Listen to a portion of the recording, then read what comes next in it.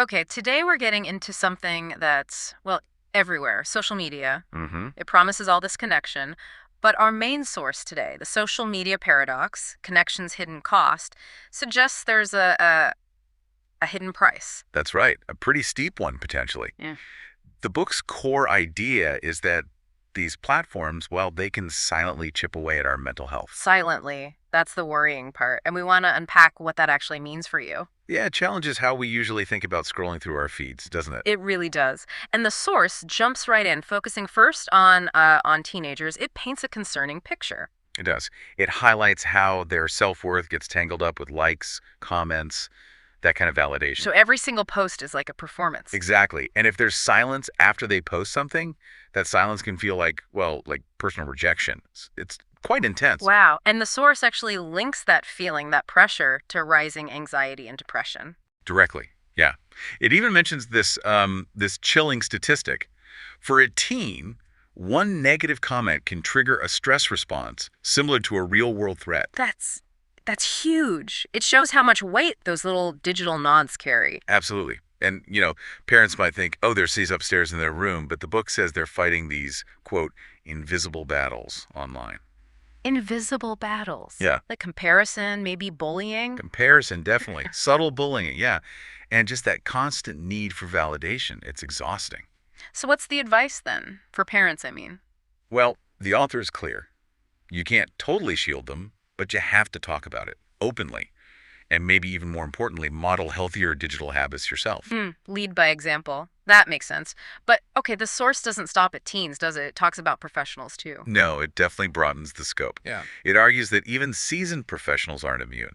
They face different pressures, but pressures nonetheless. Like what specifically? What did the research uncover there? It's this relentless need to project a perfect image online.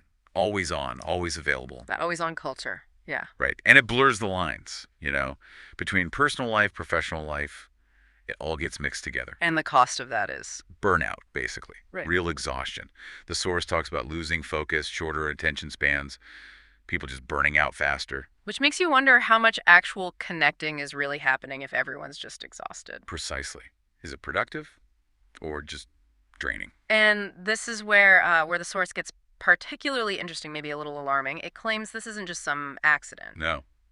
That's what the book calls the scariest part. It argues social media is actually designed to hook us, not necessarily to inform or inspire us. Designed to be addictive. How?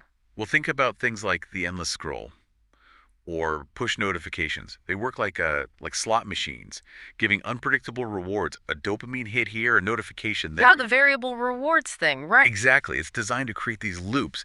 And then there's FOMO, the fear of missing out. Oh, yeah. That feeling you have to check or you'll miss something vital. Hmm. The book argues that's not just a side effect. It's a deliberate psychological tool to keep you glued to the screen. So that brings us to a really critical question the source poses directly. Is social media working for us or are we working for it? It's a heavy question when you stop and think about it. Definitely. So for you listening, what can we actually do? What practical steps does the book suggest? Awareness is key. That's the first step. Just noticing your habits. Mm. Then setting actual boundaries, like device-free times or places. Okay, concrete boundaries. Yeah. And having those sometimes awkward but necessary chats with kids about their use. And importantly, checking in with your own mental health around it all. So it's about taking back some control. Fundamentally, yes. Reestablishing control over these really powerful tools. Because, and this is the final provocative thought from the source, the ultimate paradox might be that the cost of all this constant connection is actually disconnection. Disconnection from ourselves and maybe even from each other in meaningful ways. So as you go back to your day, maybe just ask yourself that question. Are these platforms really serving you? Or have you kind of become a servant to their design without realizing it? Something to think about.